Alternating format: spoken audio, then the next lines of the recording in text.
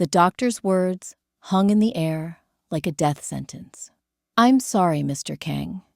The test results are conclusive. You're infertile. The childhood illness damaged your reproductive system irreversibly. Natural conception is impossible." Kang Jihoon sat in the leather chair of Seoul's most exclusive medical clinic, his face a mask of ice. 29 years old, heir to the Kang pharmaceutical empire, engaged to the daughter of Korea's most powerful political family. And now this. How impossible! There's no sperm production. Even with medical intervention, IVF, surrogacy, none of it would work with your biological material. I'm truly sorry. Jihoon stood, buttoning his suit jacket with mechanical precision. No one hears about this, ever. Of course, Mr. Kang. Doctor-patient confidentiality? I'm not talking about confidentiality. I'm talking about money. Jihoon pulled out his checkbook. Name your price. This diagnosis never happened. You never ran these tests. If anyone asks, you tell them I'm perfectly healthy. The doctor's face went pale. Mr. Kang, I can't falsify. You can, and you will. Jihoon wrote a number that made the doctor's eyes widen. Or I'll destroy this clinic, your reputation, and your family's future. Choose. 10 minutes later, Jihoon walked out with the only copy of his medical records, and a doctor, too terrified and too rich to ever speak.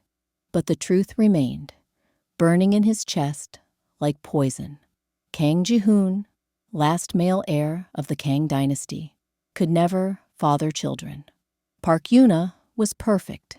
Seoul National University graduate, fluent in 4 languages, daughter of the Minister of Finance.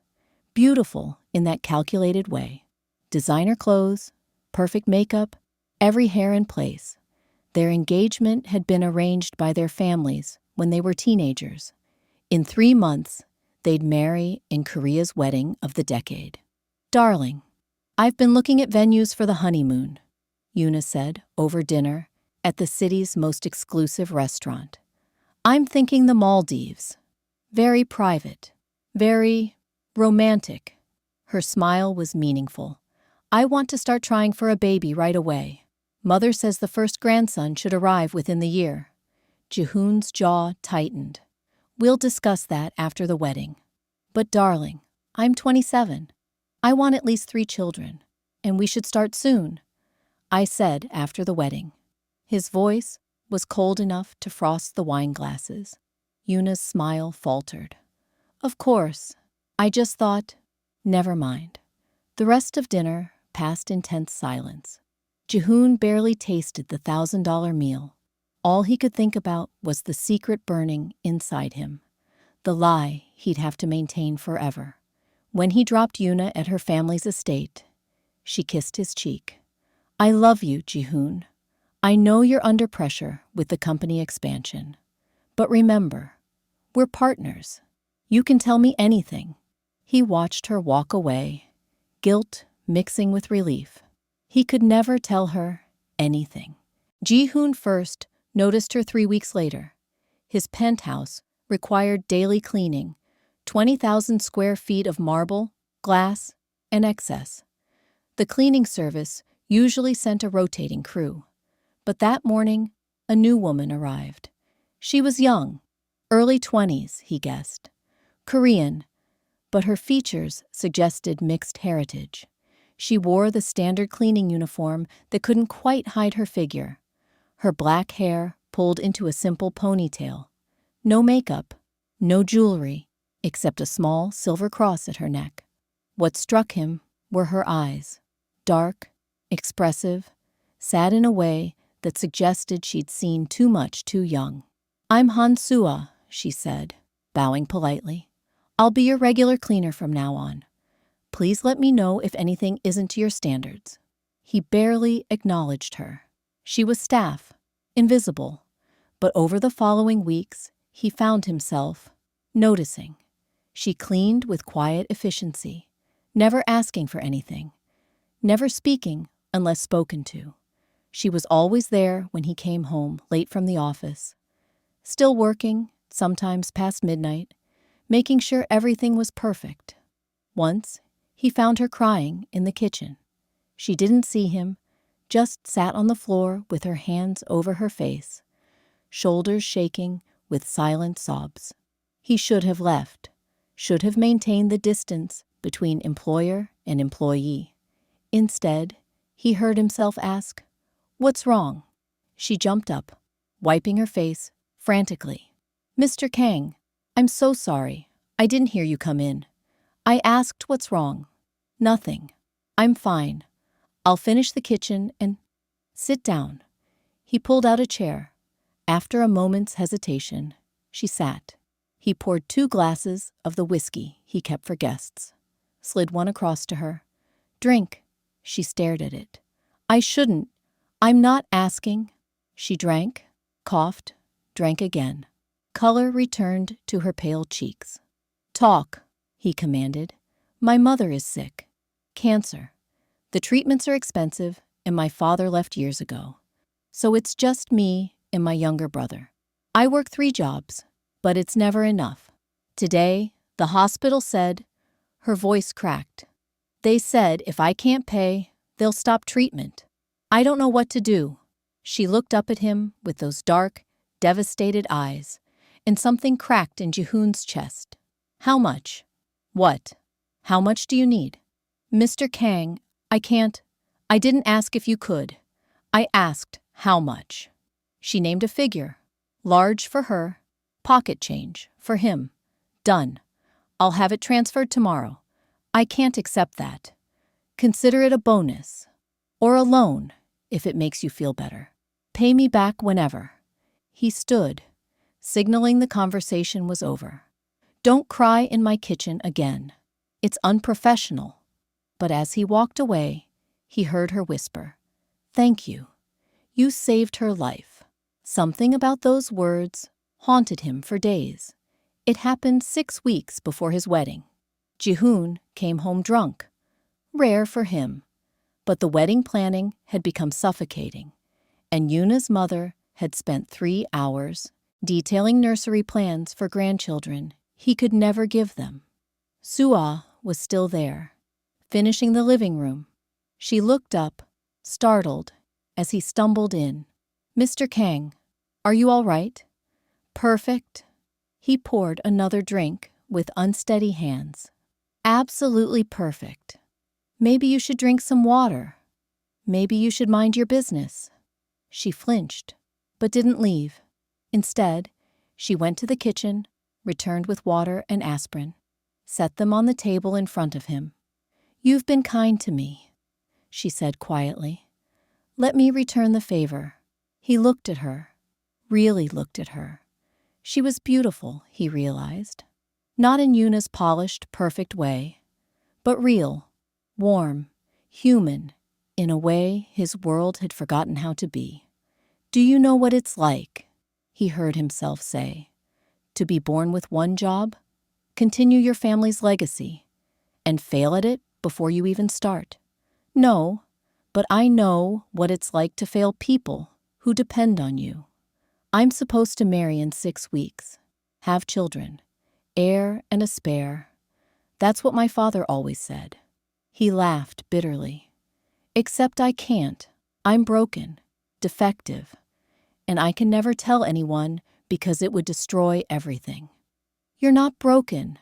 She said it with such conviction that he looked up, surprised. "You're more than what you can or can't do.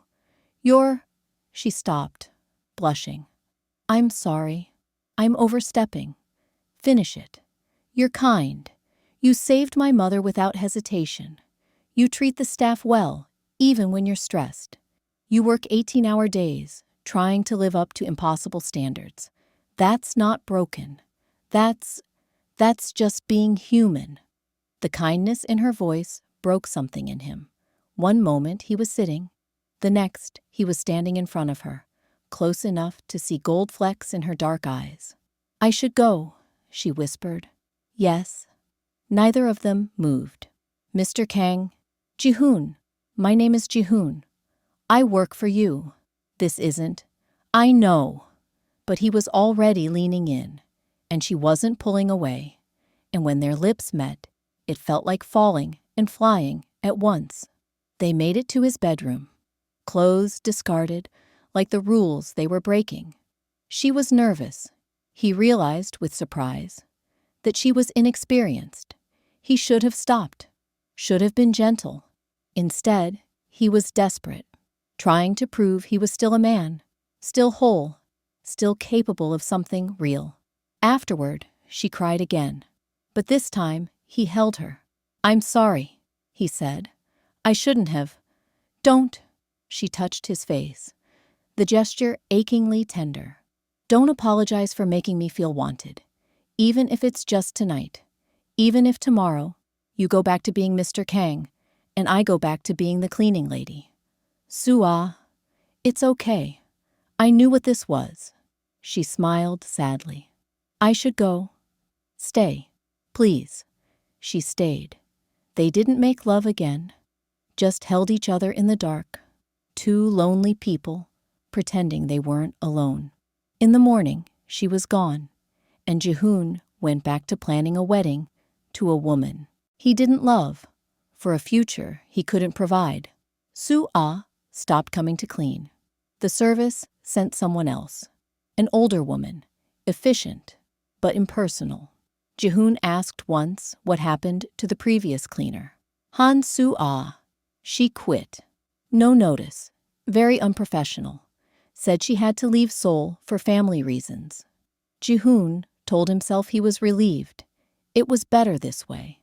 Clean break, no complications, but he found himself looking for her, wondering if she was okay, if her mother's treatment was working. He could have found her easily. He had resources, connections, but what would be the point? In 2 weeks, he'd marry Yuna. In a year, they'd announce they were having trouble conceiving. In 5 years, maybe they'd discuss adoption, keeping up appearances. His life was planned, controlled, a lie carefully constructed to protect the Kang legacy. Soo-ah didn't fit into that lie. The wedding was spectacular. 2,000 guests. The president attended. Yuna wore a dress that cost more than most people's houses. Jihoon played his part perfectly. The devoted groom, the successful heir, the man with everything. On their wedding night, Yuna approached him in lingerie that probably cost thousands. Ready to start our family? She asked, smiling. He made an excuse. Too much champagne. Long day. Tomorrow. Tomorrow never came. He found ways to avoid intimacy. Work trips, exhaustion, stress. Yuna grew frustrated, then hurt, then angry.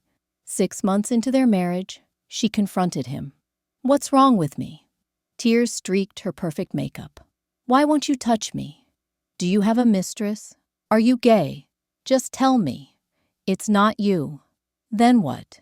We've been married 6 months, and you've barely kissed me. My mother is asking questions. Your father is asking questions. Tell them it takes time. Time? Jihoon. I want a baby. I want a family. I want a husband who actually wants me. He wanted to tell her, wanted to confess everything, but the words wouldn't come. I'm sorry, was all he said. She slammed the door when she left. He heard her crying in her room, and he felt nothing, just the familiar emptiness that had consumed him since the diagnosis, since Soo-ah disappeared. 14 months after his wedding, Jihoon's assistant buzzed his office. Sir, there's a woman here insisting she needs to see you. Security is about to remove her, but she says it's urgent. She says her name is Han Soo-ah. His heart stopped. Send her up, now. She looked different, thinner, exhausted, wearing cheap clothes that had seen better days. But still, those dark eyes, that sad, beautiful face, and in her arms, wrapped in a faded blanket, was a baby. I'm sorry, she said, voice shaking. I know I shouldn't be here, but I didn't know where else to go. Whose baby? She looked at him. just looked at him, and he knew. No, he stepped back. That's impossible. He stopped, reality crashing over him. When? 10 months ago. After that night, I found out I was pregnant. I couldn't tell you. You were getting married, and I was just the cleaning lady. And I thought I could do it alone. My mother died anyway, despite the treatments. I've been working, trying to take care of him, but I lost my apartment, and her voice broke. I just need help. Temporary. Just until I get back on my feet. Please. You're lying. But his voice lacked conviction. I can't have children. It's medically impossible. Then explain him. She pulled back the blanket. The baby. She'd said, stared up at Jihoon with wide, solemn eyes. Gray eyes, the exact shade of Jihoon's, rare in Korea, the shade his father had, and his grandfather before him. And on the baby's left shoulder blade, visible where the blanket had slipped, a birthmark, distinctive, irregular, the exact shape and position of the birthmark Jihoon had carried since birth, the birthmark that marked every male Kang for 4 generations. The room tilted. What's his name? Jihoon heard himself ask. Han Minho. I named him after my father, before he left. She held the baby tighter. I'm not asking for money or recognition. I just need help. A job, maybe. Or a loan. Get out. What? Get out, now, before I call security. Jihoon, please. That's not my child. It can't be. You're either lying or you're mistaken about the father. Either way, I want you gone. Tears streamed down her face. I haven't been with anyone else. Ever. You were my first, my only. I don't care. Leave. She stared at him, disbelief giving way to devastation. Then she gathered the baby, turned toward the door. Stopped. I loved you, she whispered. That night and every day after. I know you couldn't love me back. I was nobody. You were engaged. It was impossible. But I thought if you knew about him, you'd at least care enough to help. I was wrong about you. The door closed behind her. Jihoon stood in his office, hands shaking, mind reeling. It was impossible. The doctor had been certain. No sperm production, no possibility. But those eyes, that birthmark. He made it to his private bathroom before he vomited. He couldn't let it go. That night, Jihoon sat in his study, staring at nothing. Yuna was at some charity function.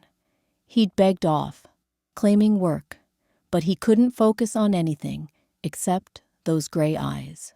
He called his most trusted security chief. Find Han Soo-ah. I need to know where she's living, what she's doing, everything about her for the past 14 months. Discreetly. The report came back in 2 days. Han Soo-ah had worked 3 jobs after leaving his employ. Cleaning, waitressing, night shifts at a convenience store. Her mother had died 8 months ago. She'd given birth in a public hospital, alone, 3 months after her mother's death. She'd been evicted from her apartment 2 weeks ago for unpaid rent. No men in her life, no dating history, nothing that suggested the baby could be anyone else's. Current address, a women's. Shelter in Gangnam. Jihoon read the report 3 times. Then, he did something he'd sworn never to do. He returned to the medical clinic. The doctor looked like he might faint when Jihoon walked in. Mr. Kang, I've kept my silence. I swear. I need the truth. The real truth. Not the one I paid you for. Jihoon's voice was steel. Is there any possibility, any at all, that your diagnosis was wrong? No. I ran the test twice. You're completely. Then explain this. Jihoon pulled out his phone, showed him a photo he'd had someone take. Soo-ah's baby. Close up on those distinctive gray eyes, And that birthmark. The doctor paled. Where did you get this? Answer the question. I need to see the child. Run tests. But those features. He looked up, confused and slightly awed. Mr. Kang, if this child is yours, it would be medically unprecedented. Miraculous, even. So it's possible? Medicine isn't absolute. There are rare cases of spontaneous recovery, temporary fertility, anomalies we can't explain. He trailed off, but the probability is infinitesimally small. But not impossible.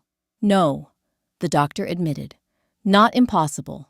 Jihoon left without another word. He sat in his car for an hour, watching rain streak down the windshield, trying to process what this meant. If the baby was his, if Soo-ah was telling the truth, then everything changed. His entire carefully constructed lie became irrelevant. He had an heir, a son, the one thing he thought he could never have.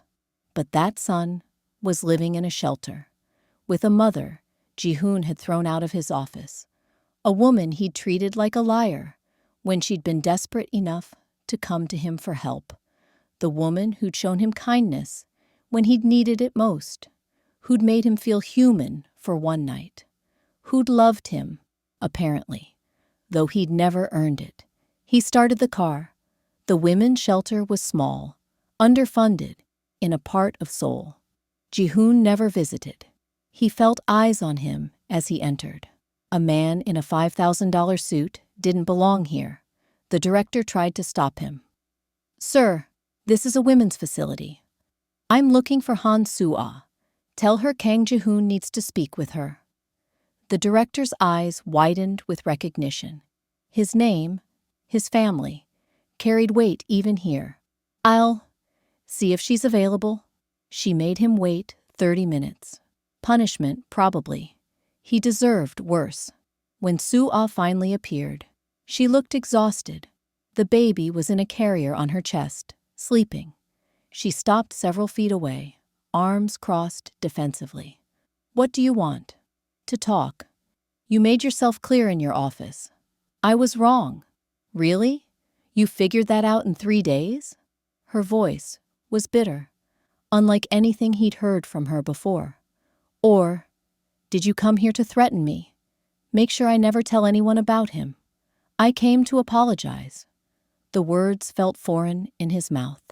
And to ask you to let me do a paternity test. So you can prove I'm a liar? So I can prove you're not. He took a step closer. Soo-ah, I had reasons to believe what I said. Medical reasons. But if I'm wrong, if he's really mine, then I need to know. Why? So you can take him away, give him to your perfect wife, and pretend I never existed. No, he'd thought about this, planned what he'd say. But now, faced with her anger and pain, the words came from somewhere deeper.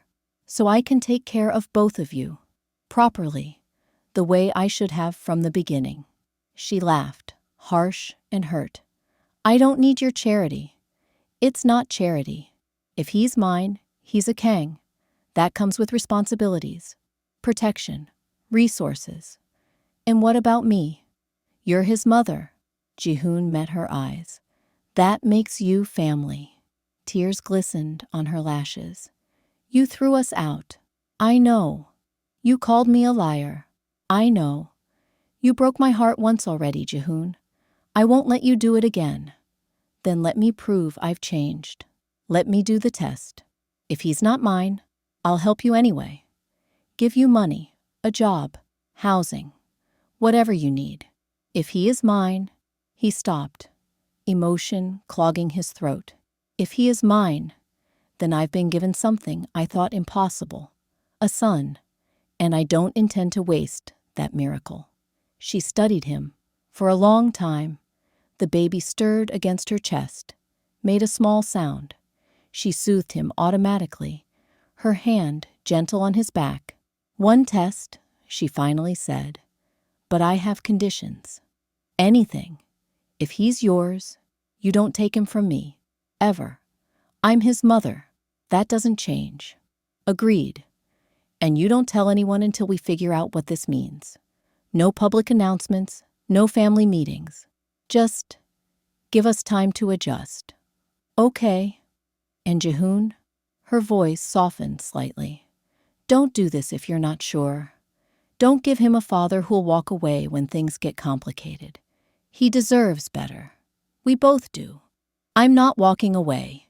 He said it with absolute certainty. I've made many mistakes, Sua, but I won't make that one. The test took 3 days. 3 days during which Jihoon moved Sua and the baby into a private apartment, furnished, secure, in a good neighborhood. She protested, but he insisted. Whatever happens, you're not staying in a shelter. 3 days during which he actually looked at his life, really looked at it. The loveless marriage, the empty penthouse, the constant performance of being someone he wasn't. 3 days during which he held his son, because in his heart he already knew. Minho had his eyes, his birthmark, his father's nose, his grandmother's mouth. When Jihoon held him, the baby gripped his finger with surprising strength, stared at him with solemn gray eyes that seemed to see everything. He likes you, Sua said softly, watching them. He doesn't usually settle for strangers. I'm not a stranger. The words felt true. I'm his father. On the 3rd day, the results came. Jihoon read them in his car before going up to the apartment. Read them twice, 3 times. Probability of paternity, 99%. He sat there, hands shaking, the paper trembling. He had a son. Against all medical odds, against impossible probability, he had a son. When he entered the apartment, Sua took one look at his face and knew. It's positive, she whispered. It's positive. She sank onto the couch, laughing and crying at once. I told you he was yours. But I was so scared, you wouldn't believe. He crossed the room, fell to his knees in front of her. I'm sorry for not believing you, for throwing you out, for every moment you faced this alone. I'm so sorry. Jihoon, I have to tell Yuna. File for divorce. There's no other way. You don't have to do that. We can keep this quiet. I need. He looked up at her. This woman who'd shown him more genuine care in a few months than anyone in his life. I've been living a lie for 2 years. Married to someone I don't love. Pretending to be someone I'm not. Hiding the truth from everyone. I can't do it anymore. Not now. Not when I have this. Have him. Have you. You don't have me. But her voice was uncertain. Don't I? He reached up, touched her face. That night wasn't just desperation for me, Sua. I've thought about you every day since. Wondered where you were, if you were okay. And now you're here, with my son, and He stopped, searching for words. I don't know what this is, but I want to find out. Do you? She was crying again, silent tears streaming down her beautiful face. I was the cleaning lady. You were never just anything to me. I'm nobody. You're a Kang. The difference between us, the difference is that you're real. You made me feel human when I'd forgotten how. You're the mother of my child, my miraculous, impossible child. He stood, pulled her up with him. I'm going to handle the divorce. And then, if you'll let me, I'm going to do this right. Court you properly. Give you the life you deserve. I don't need a rich life. I know. That's why I'm offering mine. She searched his eyes, looking for truth. Whatever she found there made her nod, slight but certain. Okay, she whispered. Okay. He kissed her then, soft and sweet and full of promise, and from his carrier, baby Minho made a sound that might have been approval, telling Yuna was brutal. She stood in their penthouse living room.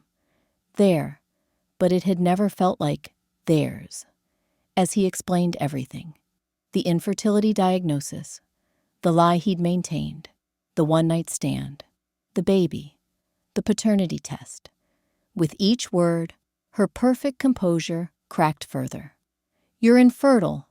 Her voice was hollow. "All this time, I've been blaming myself for not getting pregnant, and you knew? You knew and you never told me? I was afraid." Afraid?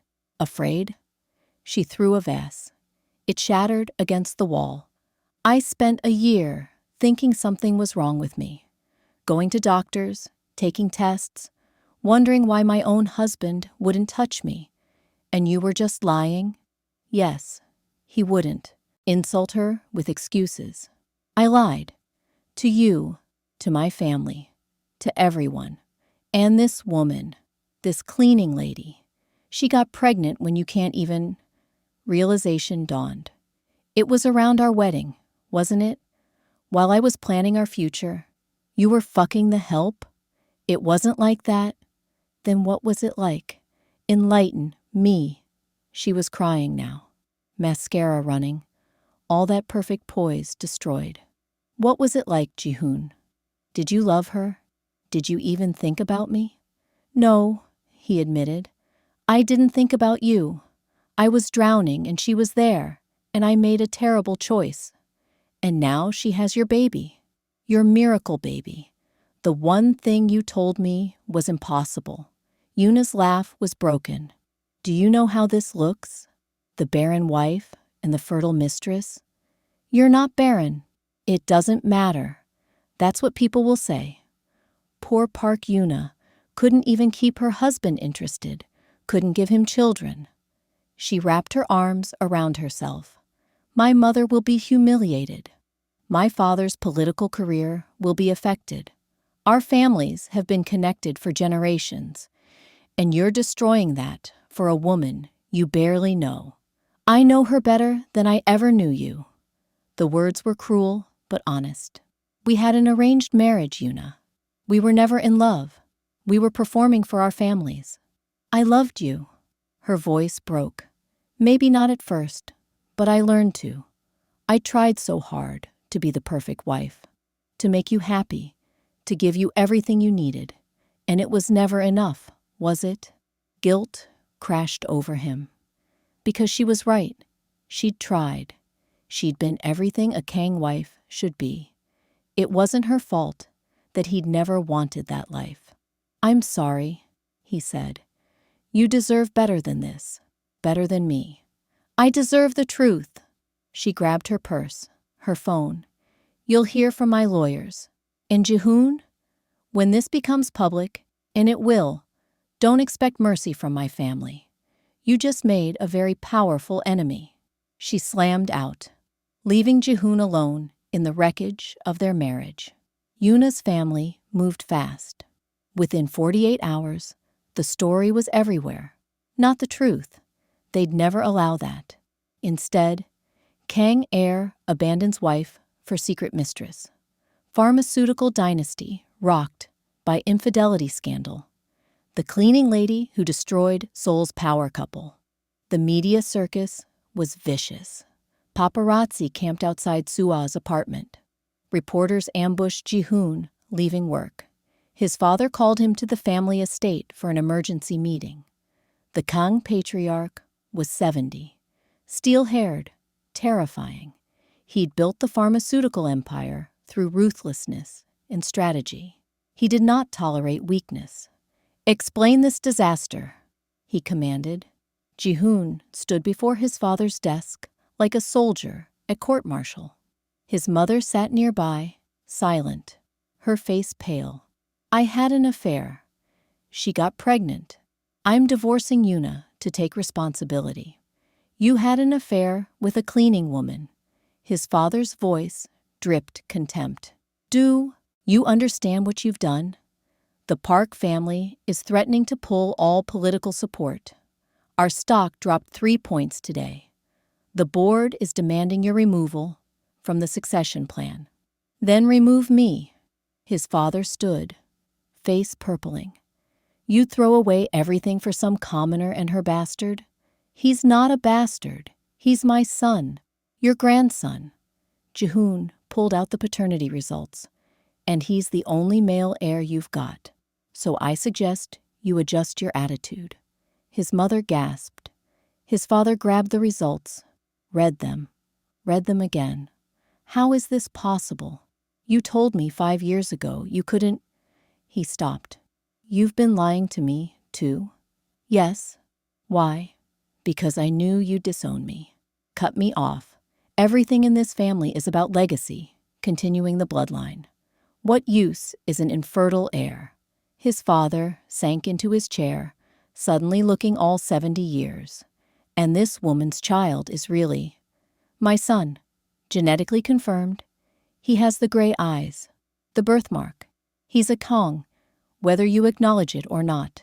His mother spoke for the first time. What's his name? Han Minho. And the mother? What does she want? Nothing. She only came to me when she was desperate. She's not trying to trap me or extort money. She just needed help. Then she's smarter than she seems. His father studied the paternity results again. This changes things. If the boy is yours, he must be legitimized, raised properly, educated as a Kang heir should be. I agree. The woman, however, his father's eyes were cold. A cleaning lady cannot be the mother of a Kang heir. We'll compensate her generously, of course. Set her up somewhere comfortable. But the child must be raised by a proper. No, excuse me. Minho stays with his mother. Non-negotiable. Jihoon's voice was steel. You can accept them both, or you can lose us both. Your choice. You'd walk away from your inheritance, the company, everything, for my son, in a heartbeat. And Jihoon realized it was true. Somewhere in the past week, his priorities had shifted completely. I spent my whole life trying to live up to your expectations, trying to be the perfect heir. But I'm not you, Father. I never will be. And maybe that's okay. His mother was crying silently. His father stared at him, like seeing him for the first time. You're serious. Completely. Long silence. Then his father sighed, looking every one of his 70 years. Your grandfather would have disinherited you on the spot. I know, but I am not my father. He stood, walked to the window overlooking the estate. I built this empire for legacy, for family. What's the point if there's no family left to inherit it? He turned. Bring them here. Let me meet my grandson. And his mother.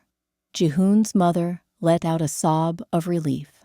Jihoon felt his own eyes burn. Thank you. Don't thank me yet. She'll have to prove herself. Society will be brutal. The Park family will make sure of it. His father's expression softened slightly. But if she survived raising a child alone while working 3 jobs, perhaps she's stronger than the society wives who've never worked a day in their lives. Bringing Su-ah and Minho to the Kang estate was terrifying for everyone involved. Su-ah wore a simple dress, the nicest thing she owned, but still clearly inexpensive. She'd refused Jihoon's offer to buy her new clothes. They should see who I really am. If that's not good enough, then nothing will be. He'd never admired her more. His mother opened the door herself, a gesture of respect that made Su-ah's eyes widen. Come in, dear. Let me see my grandson. Su-ah carefully handed over the baby.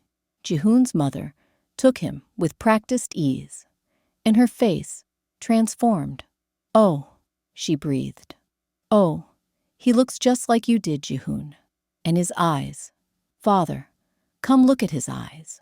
The patriarch approached, and for the first time in Jihoon's memory, his expression softened.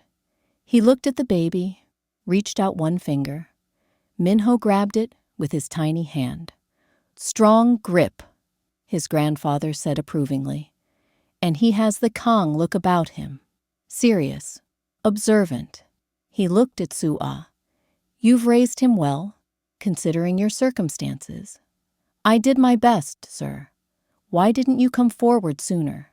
Demand money, recognition? Because I wasn't sure Jihoon would believe me. And because, she lifted her chin, because my son isn't a bargaining chip. He's a person. I wanted to give him a stable life before introducing him to all this. You love my son? The question was blunt. Soo-ah didn't flinch. Yes, sir. I know I shouldn't. I know we're from different worlds, but yes. And Jihoon? Do you love him? I'm trying not to. But yes. His father actually smiled. At least you're honest. I despise liars. He looked at Jihoon. She has spirit. I see why you chose her over that park girl. I didn't choose her over Yuna. I chose truth over lies. Semantics. His father gestured to the sitting room. Come. We have much to discuss, starting with how to handle the media nightmare you've created. The family meeting lasted 3 hours. By the end, they'd crafted a strategy, controlled press release, DNA results publicized to confirm legitimacy, generous settlement to the parks to smooth things over politically, and a phased introduction of Soo-ah and Minho to society. The wedding should happen quickly, his mother said, before the divorce is even final, if possible. It shows commitment, makes the situation more acceptable. Wedding? Soo-ah looked panicked. I haven't agreed to marry anyone. Everyone turned to stare at her. Dear, Jihoon's mother said carefully, you do understand that as the mother of the Kang heir, marriage is expected. Expected by whom? I didn't ask for any of this. Soo-ah stood, agitated. A month ago, I was living in a shelter. Now you're planning my wedding? I can't. I need time. Soo-ah. Jihoon took her hand. Can we talk, privately? They went, out to the garden, leaving his parents with Minho. The estate grounds were beautiful, manicured, expensive, alien to someone like Soo-ah. I can't marry you, she said immediately. Not like this. Not as some arrangement to save face. What if it's not an arrangement? What? He pulled her down onto a bench, kept holding her hand. I told you I wanted to court you properly. I meant it. But my family's right about one thing. The media will destroy you if you're just the mistress. Marriage offers protection, legitimacy, a business arrangement. No, he turned her face toward him. Soo-ah, I'm not good at this. I've spent my life being cold, controlled, perfect. You make me want to be real instead. That night we spent together, before I knew about Minho, that was the most honest I've been in years. One night doesn't equal love, Jihoon. No, but it's a start. He took a breath. I'm not asking you to marry me tomorrow. I'm asking you to give me a chance. Let me prove I'm serious. Date me, properly. Let me show you that I'm not just doing this for appearances or duty. And if I say no, then I'll respect that. You and Minho will still be taken care of. I'll make sure of it, but I won't force you into anything. He smiled slightly. I've learned that forced marriages don't work so well. She laughed, despite herself. That's not funny. It's a little funny. They sat in silence, watching Minho through the window with his grandparents, two powerful people completely captivated by a baby. Your world is terrifying, Soo-ah finally said. I know. I don't know how to be a society wife. Neither did Yuna, really. She just learned to fake it better. He squeezed her hand. Be yourself. That's all I'm asking. What if myself isn't good enough for them? Then they're not good enough for you. He meant it. Soo-ah, you raised our son alone while working 3 jobs. You never asked for help until you had no other choice. You came to my office knowing I might throw you out, and I did. But you survived anyway. You're stronger than anyone in my family, including me. Tears slipped down her cheeks. You really believe that? I really do. She was quiet for a long moment. Then, 3 months. What? Give me 3 months of normal dating. No pressure, no wedding planning, no public announcements. Just us figuring out if this is real. If after 3 months we both still want this, then we'll talk about marriage.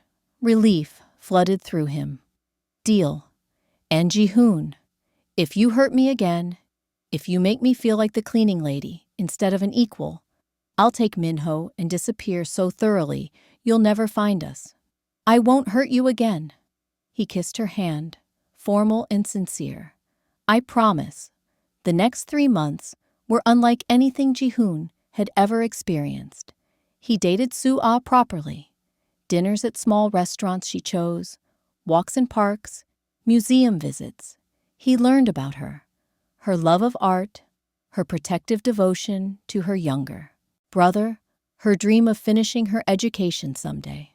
He told her about his childhood, the pressure, the expectations, the loneliness of being raised as an heir instead of a child.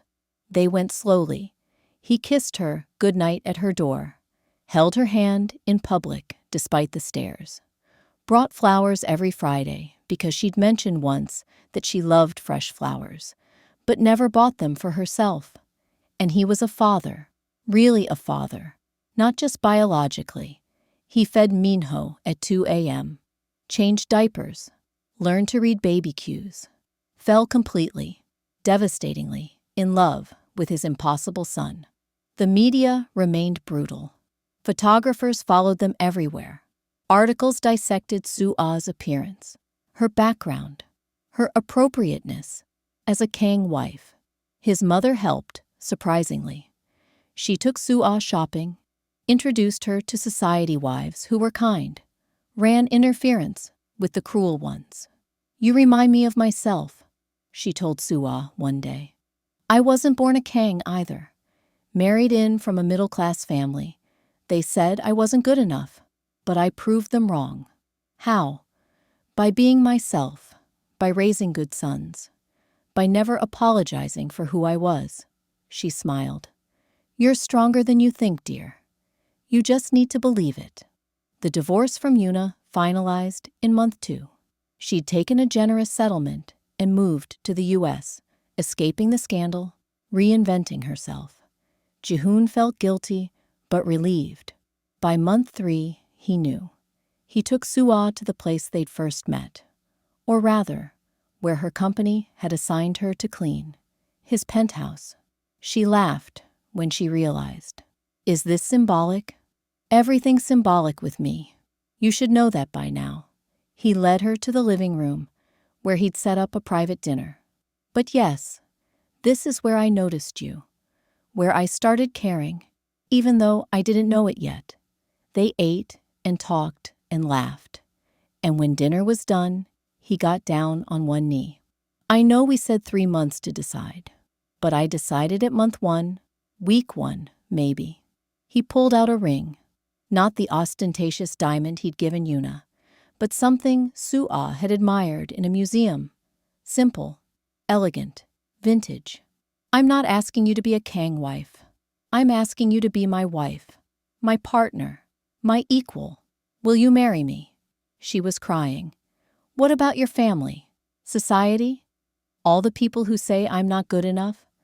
They can have opinions. We'll have a life. He took her hand. Marry me, Soo-ah. Let's make this official. Let's give Minho a family. Not the dynasty kind, but the real kind. Yes, she laughed through tears. Yes, you infuriating, complicated, wonderful man. Yes. He slid the ring on her finger, pulled her into his arms, kissed her, like he'd been wanting to for 3 months. And, from the baby monitor, they heard Minho start to cry. Impeccable timing, as always. They broke apart, laughing. He's going to be a handful, Soo-ah said. He's a Kang. It's genetic. Jihoon kissed her once more. But he's also yours, which means he'll have a conscience to balance out the ruthlessness. Let's hope. They went to soothe their son together, two people who'd found each other in the most unexpected way, building something real from impossible circumstances. The medical journal article was titled, "Spontaneous Fertility Recovery in Previously Infertile Male, a Case Study." Jihoon read it in his office, coffee cooling beside him. The doctor who diagnosed him had written it, anonymously, of course. But Jihoon knew. The article detailed his case: severe childhood illness, apparent permanent infertility, then one documented pregnancy. The conclusion: nature, it seems, occasionally overrides medical certainty. We recommend reassessment in all cases of diagnosed infertility, as absolute certainty may not exist. He filed it away. Medical miracle or not, he didn't need explanations anymore. At home, Soo-ah was painting. She'd gone back to school, was finishing her art degree. Minho, now 3, was helping by getting paint everywhere. "Appa!" He ran to Jihoon, leaving colorful handprints on his expensive suit. "Look, I made a picture." Jihoon lifted his son. "Suit be damned. It's perfect, just like you." Soo-ah smiled from her easel. He got more paint on himself than the canvas. Artistic expression knows no boundaries. Jihoon kissed her, tasting paint and happiness. "How was your day?" "Productive. Your mother came by. She wants us all to come to the estate this weekend. Something about teaching Minho about family legacy. God help us all." But he was smiling. His parents had become devoted grandparents, especially his father, who was softer with Minho than he'd ever been with his own sons. That night, after Minho was asleep, Jihoon and Soo-ah sat on their balcony, not the cold penthouse of his old life, but a home they'd chosen together, comfortable, real. "Do you ever regret it?" she asked. "Giving up the perfect life for this chaotic one?" "That life was never perfect. It was a lie." He pulled her close. "This is perfect. You, Minho, the mess, the realness of it all. Even when I get paint on your suits?" "Especially then." She laughed, then turned serious. "I still can't believe it sometimes, that you were diagnosed infertile, and yet Minho exists. It's like a miracle." He kissed her temple. "I stopped questioning it. Some things aren't meant to be understood, just accepted. Like us? Like us?" Inside, Minho stirred in his sleep, making small sounds. Both parents tensed, ready to go to him. But he settled, dreaming whatever 3-year-olds dream. Jihoon looked at his family, his wife, his son, his real life, and felt something he'd never experienced in his old existence. Peace. "I love you," he told Soo-ah. "I don't say it enough, but I do. You saved me. We saved each other." She touched his face, tender and sure. That's how the best love stories work. And in the morning, when Minho came running into their room, demanding pancakes with chocolate chips, when Soo-ah laughed and Jihoon pretended to grumble while already heading to the kitchen, when their home filled with the beautiful chaos of family, that's when Jihoon knew. Miracles weren't just medical anomalies. Sometimes they were as simple as a cleaning lady, a coffee shop mistake, gray eyes, and a birthmark that proved the impossible could happen, if you were brave enough to believe in it.